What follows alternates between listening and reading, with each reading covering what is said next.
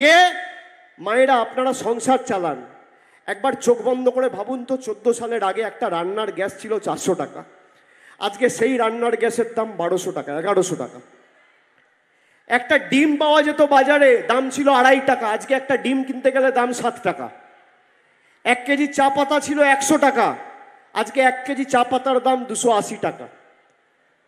সরষের তেল ছিল 50 টাকা লিটার, আজকে সরষের তেল 160 টাকা লিটার।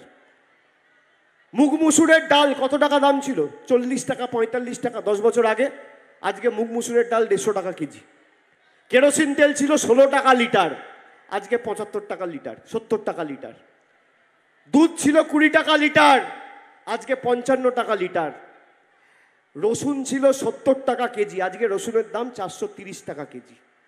পাতি লেবু 180 টাকা কেজি। আপনি ভাবুন দেশটাকে কোথায় নিয়ে গেছে। আজকে যদি আমরা লক্ষ্মীর ভান্ডার না দিতাম, আপনি বলুন সংসার চালাতে আর্থিক টান পড়তো না? পড়তো না? একটা পরিবারে যদি 3 জন থাকে, তাহলে 3 জনকেই আমাদের সরকার লক্ষ্মীর ভান্ডার দিচ্ছে। একটা পরিবারে 3 জন মহিলা থাকলে বছরে 36,000 টাকা পাচ্ছে। আর অন্যদিকে জীবনদায়ী ওষুধ 250 টাকার ওষুধের দাম হয়ে গেছে 1500 টাকা। সিলিন্ডারের দাম 3 গুণ। আপনার বাড়ির টাকা বন্ধ, 100 দিনের টাকা বন্ধ। আপনি জানেন আমরা কতজন মহিলাকে এই পশ্চিম মেদিনীপুর জেলায় লক্ষ্মীর ভান্ডার দিচ্ছি? খালি পশ্চিম মেদিনীপুর জেলায় 11,99,580 জন মহিলাকে আমাদের সরকার প্রতি মাসে লক্ষ্মীর ভান্ডার দিচ্ছে। খরচা করছে 1738 কোটি টাকা প্রতি বছরে। এই পশ্চিম মেদিনীপুর জেলায় 18,21,814 জন মহিলা মেয়েকে, 814 জন, 18,21,814 জন বোনেদের কন্যাশ্রী প্রকল্পে আর্থিক সাহায্য সহযোগিতার হাত বাড়িয়ে দিয়েছে আমাদের সরকার। এই পশ্চিম মেদিনীপুর জেলায় খাদ্যসাথী প্রকল্পে বিনামূল্যে রেশন 47,42,497 জনকে 4,123 কোটি খরচা করে আমাদের সরকার দিচ্ছে। আপনি বিজেপির প্রার্থীকে বলুন যে তোমার রিপোর্ট কার্ডটা নিয়ে এসো, পারবে? আমি আপনাদের বলছি, ক্যামেরা আছে, এদেরকে বলুন 10 বছরে তোমাদের বিজেপি আর মোদী সরকার কেশপুর ঘাটালের জন্য ক পয়সা পাঠিয়েছে, তুমি রিপোর্ট কার্ড নিয়ে এসো। আর একদিকে আমি থাকবো, আমি আমার রিপোর্ট কার্ড নিয়ে আসবো যে 13 বছরে আমাদের মামাটি মানুষের সরকার এই কেশপুর আর ঘাটাল আর মেদিনীপুরের জন্য কি করেছে। ভোকাট্টা করে 10-0 গোল দিয়ে মাঠের বাইরে বার করে দেবো যদি তথ্য পরিসংখ্যান সামনে রেখে লড়াই করার সাহস দেখাও। আপনারা বলুন রিপোর্ট কার্ড নিয়ে আসা উচিত, হ্যাঁ কি না? হ্যাঁ কি না? হ্যাঁ কি না? তাহলে ভয় পাচ্ছে কেন? প্রধানমন্ত্রী বলছে যারা মাছ খায় তারা দেশ বিরোধী। আপনারা কারা মাছ খান একটু হাত তুলুন তো।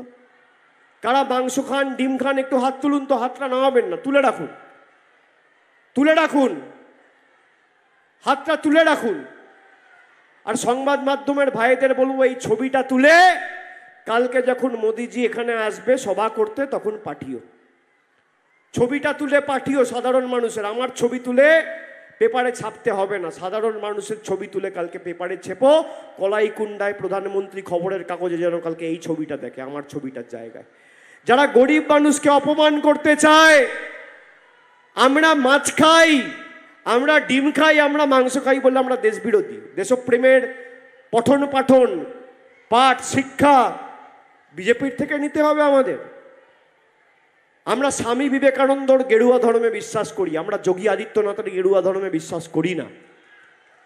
আমরা কেন বিজেপিকে বাংলা বিরোধী বলছি? এই মেদিনীপুরের বীর সন্তান বীরসিংহ গ্রামে, ঘাটাল বিধানসভার বীরসিংহ গ্রামে জন্ম ঈশ্বরচন্দ্র বন্দ্যোপাধ্যায়, ঈশ্বরচন্দ্র বিদ্যাসাগর। তার আবক্ষ মূর্তি এই অমিত শাহর নেতৃত্বে 2019 সালে কলকাতার রাজপথে ভেঙেছিল বিজেপি। কখনো রামমোহন রায়কে ছোট করেছে, কখনো স্বামী বিবেকানন্দকে অজ্ঞ বামপন্থী প্রোডাক্ট বলেছে। ঈশ্বরচন্দ্র বিদ্যাসাগর না থাকলে ভারতবর্ষের প্রধানমন্ত্রী নিজের নামটা লিখতে পারতেন না, বিজেপির সর্বভারতীয় সভাপতি নিজের পদটা লিখতে পারতেন না। বাংলা পদ দেখিয়েছে, বাংলা উত্তরপ্রদেশ নয়। এই বাংলা না থাকলে ঈশ্বরচন্দ্র বিদ্যাসাগর না থাকলে নিজেদের নামটা, বাবার নামটা, মায়ের নামটা লিখতে পারতেন না। স্বামী বিবেকানন্দ না থাকলে ভারতবর্ষের সম্মান উজ্জ্বল করার মতো বিশ্বধর্ম সম্মেলনে একজন বীর সন্ন্যাসী ভারতবর্ষের মানুষ পেত না। নেতাজি সুভাষচন্দ্র বসু না থাকলে ব্রিটিশদের ভিত নড়িয়ে দিয়ে আজাদ হিন্দ তৈরি করে ব্রিটিশদের ভিত নড়িয়ে দেওয়ার মতো একজন বাঙালি ভারতবর্ষের মানুষ পেত না। রামমোহন রায় না থাকলে আজকে যদি আমার বাবা বা আপনার বাবা মারা যেত, তাহলে সেই চিতায় ঝাঁপ দিয়ে আমার মাকে বা আপনার মাকে ঝলসে পুড়ে মৃত্যু বরণ করতে হতো। সতীদাহ প্রথা রোধ করেছিল একজন বাঙালি। আর মমতা বন্দ্যোপাধ্যায় না থাকলে আজও সিপিএমের বোম বন্দুকের নিচে মাথা নিচু করে বাংলার 10 কোটি মানুষকে বেঁচে থাকতে হতো। আজকে আসছেন, বড় বড় ভাষণ দিচ্ছেন। আমি বলছি মায়েরা, আপনারা জানেন সন্দেশখালীর এই যে বিজেপির সভাপতি বলছে বিজেপির প্রত্যেকটা বুথে মদের খরচ 5,000 টাকা। বাংলায় কত বুথ আছে? 80,000 বুথ। একটা বুথে যদি ভোটের দিন বিজেপির মদের খরচের বাজেট 5,000 হয়, তাহলে 80,000 বুথে বিজেপির মদের খরচ কত? 40 কোটি টাকা। আপনার বাড়ির টাকা বন্ধ, রাস্তার টাকা বন্ধ, 100 দিনের টাকা বন্ধ, আপনার লক্ষ্মীর ভাণ্ডার বন্ধ করতে চায়, আর ভোটের দিনে বিজেপির মদের খরচ 40 কোটি। আপনি ভাবছেন এই 40 কোটি টাকার মদ একদিনে কে খাবে? অবাক হচ্ছে, হতবাক হচ্ছে। আমি বলবো অবাক হওয়ার কিছু নেই। আপনি সবার পরে যখন বাড়িতে ফিরবেন, গ্রামে যাবেন, অঞ্চলে যাবেন, পাড়ায় যাবেন, এলাকায় যাবেন, ডান দিক বাঁ দিক সামনে পিছনে তাকিয়ে দেখবেন পাড়ার কোনো ভদ্রলোক, সভ্য লোক, শিক্ষিত লোক বিজেপি করে না। সব চোর, ছ্যাঁচোর, চিটিংবাজ, পাতাখোর, ঘুষখোর, মদখোর, মাতাল, 2 নম্বরই চিটিংবাজ, ডাকাত, সব বিজেপি। ভদ্রলোক করে না। আমি আপনাদের সে কারণে বলছি, এই যে সার্বিক উন্নয়ন আমাদের রাজ্যে শুরু হয়েছে 2011 সাল থেকে, এই উন্নয়ন যাতে বাধাপ্রাপ্ত না হয়, সেই কারণে আমাদের জোড়া ফুলে ভোট দিয়ে আগামী দিন দেবকে জেতাতে হবে। আর ঘাটাল মাস্টার প্ল্যানের কথা তো আমি দিয়ে গেলাম, লক্ষ্মীর ভাণ্ডারের গ্যারেন্টি তো আমি দিয়ে গেলাম। আর একদিকে বিজেপি গ্যারেন্টি দিচ্ছে, বলছে মোদি কা গ্যারেন্টি। মোদি কা গ্যারেন্টি কি? আপনার টাকা আটকে দেবার গ্যারেন্টি। মোদি কা গ্যারেন্টি কি? গরিব মানুষকে বঞ্চিত করার গ্যারেন্টি। মোদি কা গ্যারেন্টি কি? তপশিলীদের উপর অত্যাচারের গ্যারেন্টি। মোদি কা গ্যারেন্টি কি? বাংলার গরিব মানুষের পকেট কেটে 1200 টাকায় গ্যাস দিয়ে টাকা নিয়ে গিয়ে দিল্লিতে 20,000 কোটি টাকার প্রধানমন্ত্রীর বাসভবন তৈরি করার গ্যারেন্টি। অন্যদিকে মমতা বন্দ্যোপাধ্যায়ের গ্যারেন্টি, স্বাস্থ্যসাথীর গ্যারেন্টি, খাদ্যসাথীর গ্যারেন্টি, স্টুডেন্ট ক্রেডিট কার্ডের গ্যারেন্টি, জয় জোহারের গ্যারেন্টি, লক্ষ্মীর ভাণ্ডারের গ্যারেন্টি, কন্যাশ্রীর গ্যারেন্টি, পথশ্রীর গ্যারেন্টি, রূপশ্রীর গ্যারেন্টি, রাস্তাশ্রীর গ্যারেন্টি, আর